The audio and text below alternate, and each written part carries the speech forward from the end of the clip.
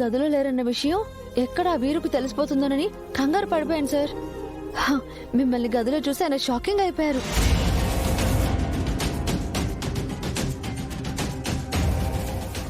ఆ వీరుని చిత్త కొట్టింది మీరే కదా సార్? ఆ పంట చూస్తేనే తెలిసిపోయిందిలేండి.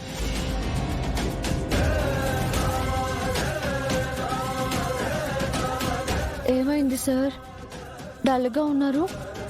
మీరు అనుకున్నట్టే బావగారి కార్యక్రమాన్ని ఎలాంటి ఆటంకం లేకుండా జరిపించారు కదా సార్? ఇంకా ఎందుకు బాధగా ఉన్నారు? సంవత్సరికం అయితే ఏ ఆటంకం లేకుండా బాగా జరిగింది. కానీ భాను ఆత్మకి శాంతి లేదు, సంతృప్తి లేదు. ఏమంటున్నారు సార్? ప్రతి మనిషికి కొన్ని కోరికలు ఆశలు ఉంటాయి. అతని కోరిక ఆశ ఏంటో తెలుసుకుని అవి తీరిస్తే చాలు. ఆత్మ తృప్తి చెందుతుంది బాబు. భాను ఆత్మకి శాంతి కలగాలంటే నేనేం చేయాలో నాకు అర్థం కావడం లేదు.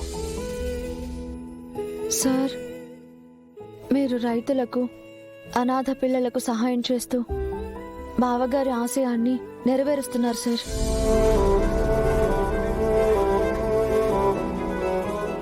ఇంకా భానుగారు ఏం కోరుకునేవారు, ఏం చేస్తే తన ఆత్మ సంతృప్తి చెందుతుందో తనే తెలిసేలా చేస్తారులేండి. బాధపడకండి. భానుగారి ఆత్మకి శాంతి కలిగేలా మీరు చేస్తారు సార్. అదే నమ్మకంతో ఉండండి.